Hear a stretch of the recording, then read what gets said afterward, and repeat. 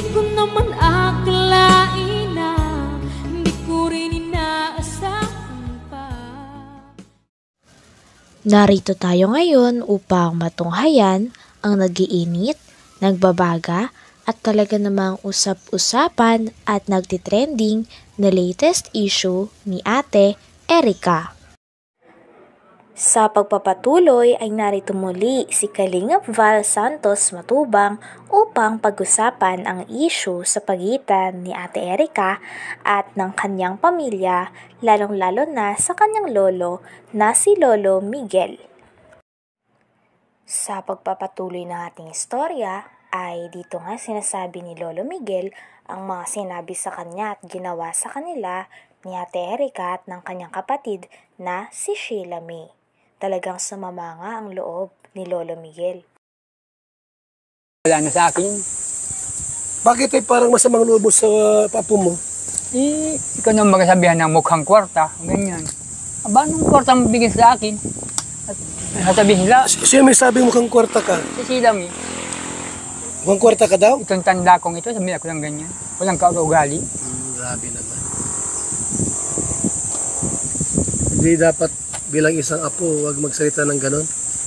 Sa lulo na sabihang mukhang pera. Saan sila nanggaling? Sa amin. Nagpalaki. Kami nagparal, kami nagpalaki kanila. Wala silang utang na loob. Bakit tay, sobrang mo sa kanila, hinanakit? Dahil dyan? Yung sa mga winiwikan na sa amin na lapastangan yung mga apo nila.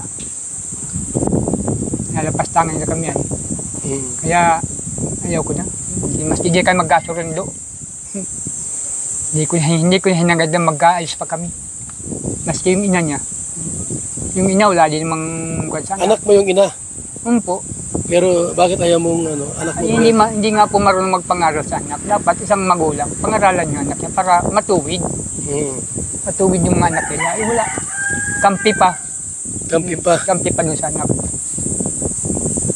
Pinagsisiraan pa nga yung nanay niya. Yan daw ay talagang naghahambog lang, magkasakit. Bakit ganun sila? Ay, awan ko doon. Hindi ko alam. Ha? Ilaber. Ay, lovers. Gumagawa ng kasinungalingan yung iba. Gagang Yung pinto. Ima Torres po ang laging araw-araw ni Sheila may kausap. Ima Ima Torres. Torres. Ima Torres. Lagi yung kausap nila? Yung namumuno po sa Ilaber. Parehas po sila ng Sheila. Tamang panggawa ng kwento. Puro paninira. Pagkalkal ng buhay. Yun lang. Wala na po, kwebel na ko niya na decision na magkasurundo pa kami. Wala ka nang paano magkasundo kayo. Ano kung patirahin ka sa bahay nilang bago? Ay, dito lang ako sa butukan. Hindi na ako magkita sa gayong mga klaseng tao. So tay, anong mensahe mo kay Sheila May kung sakaling nakikinig sa atin? Ay, kung nakikinig ka naman, sila... Nandito nga si Kalingap Val upang interviewin si Lolo Miguel upang mahingan ng opinyon at kung ano talaga ang kanilang side dahil sa issue na lumabas kay Ate Erica. Dito nga ay malalaman natin kung gaano kasama ang loob ni Lolo Miguel dahil sa mga ginawa ni Ate Erica sa kanya. Tila parang iniwan nga sila sa ere ni Ate Erica. Erica at Sheila May. At andito po ako para bigyan lang po natin ng linaw, no, yung nangyari. Bakit po dumating sa punto na yung pabahay po nila Erica salip na si Kalingap Rab ang dapat magpatayo doon po sa pabahay kasi Kalingap Angels po bagayan. Dumating sa punto na binawi po ni John A. yung pera. At yun nga po mga Kalingap, alamin natin yung pulot dulo para malaman din po natin sino po ang mastermind. Kasi po mayroon kami na lamang balita na siniraan po si Kalingap Rab. Siniraan siya para po mabago ang isip ni John A. at kunin po yung pera. So ito mga Kalingap, ito yung tita ni ni Erika. Gandang araw po. Ayan. Ano pangalan mo, ate? Jeannie, pakiano yung mic. Ito lang sa ano. Ayan. May asawa ka, ate? Meron po. May asawa. Ano balak mo lahat? Yung buhay po, ayan na 3. Ay, 2. Patangatlo pala ngayon. Nakuha namin yung video doon sa upload mo ba yun? Opo. Ano ating dahilan? Bakit ka nag-upload ng ganon?